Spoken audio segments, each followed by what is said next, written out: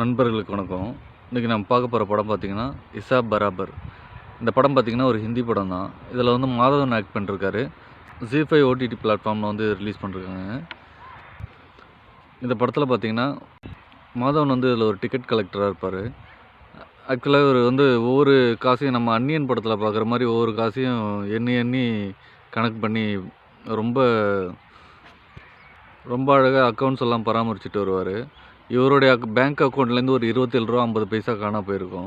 அதை கேட்குறதுக்காக பேங்கிங் செக்டருக்கு போவார். ஒரு 3 தடவை அந்த ஸ்டாஃப் வந்து அவர் வந்து உதாசீனப்படுத்தி அனுப்பிச்சிருவாங்க.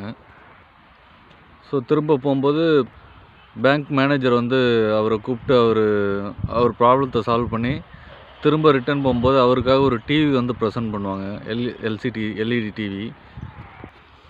இது பார்த்திங்கன்னா full and full to bank அப்படின்ற ஒரு பேங்க்கில் நடக்கிற ஒரு ஸ்கேம் பற்றின கதை தான்.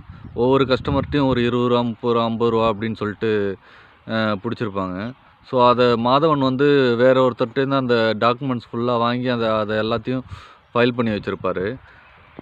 அதில் என்ன சொல்ல வருவாங்கன்னா, ஒரு மனுஷன் வந்து எவ்வளோ கஷ்டப்பட்டு சம்பாதிச்சாலும் சம்பாதிச்சிருவான். பட் ஆனால் அவனுக்கு இந்த சின்ன சின்ன தொகை போகிறத வந்து அவன் பெருசாக கணக்கு வச்சுக்க மாட்டான் அப்படின்ற மாதிரி அவர் சொல்லுவார். அந்த பேங்கிங் மேனேஜருக்கு அத்தாரிட்டியாக இருக்கிறவர்.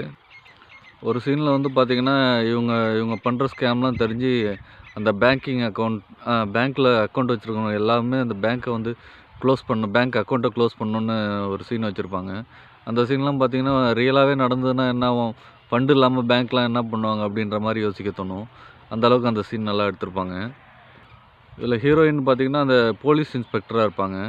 அவங்க தான் மாதவனுக்கு பேராக இருப்பாங்க. இவர் போய் கம்ப்ளைண்ட் கொடுக்கும்போது அவங்க தான் அந்த போலீஸ் இன்ஸ்பெக்டராக இருப்பாங்க.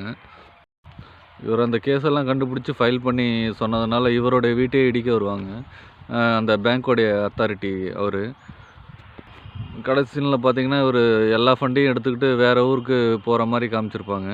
பட் அதுக்குள்ளே மாதவன் வந்து அந்த ஃபண்டு எல்லாத்தையும் அரெஸ்ட் பண்ணி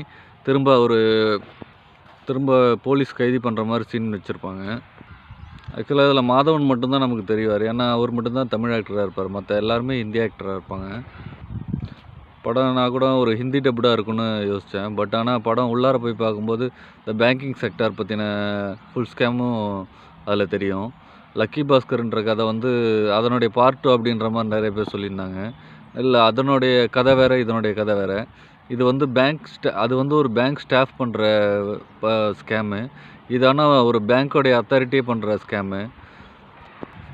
மக்கள்கிட்டேருந்து 10 ரூபா 20 ரூபா எடுத்தால் பெரிய தப்பு இல்லை அப்படின்ற மாதிரி அதை பெருசாக கண்டுக்க மாட்டாங்க அப்படின்ற மாதிரி கண்ணோட்டத்தில் இந்த படத்தோடைய கதை நகரும்.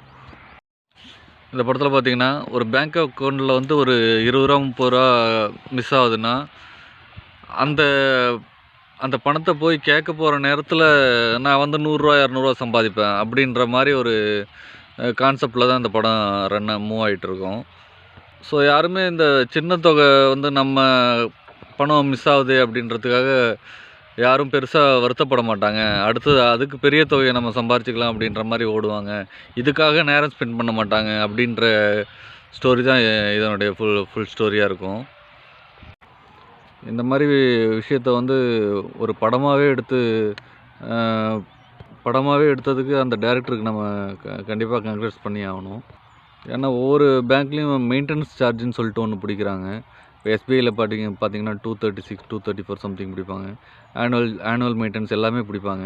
பட் அது இல்லாமல் சில பேருக்கு 20 ரூபா 30 ரூபா 50 ரூபா அப்படி பிடிச்சிருப்பாங்க. அது எதுக்காக பிடிக்கிறாங்க, ஏன் பிடிக்கிறாங்கன்னே தெரியாது. ஸோ அந்த மாதிரி விஷயத்த பேஸ் பண்ணி இந்த ஸ்டோரி எடுத்திருக்காங்கன்னும் போது கண்டிப்பாக அது பார்க்க வேண்டிய ஒரு படம் தான். இது வந்து மஸ்ட் வாட்சபிள் மூவி தான். ஒவ்வொரு சிட்டிசனும் பார்க்க வேண்டிய ஒரு படம் தான். Okay, thank you.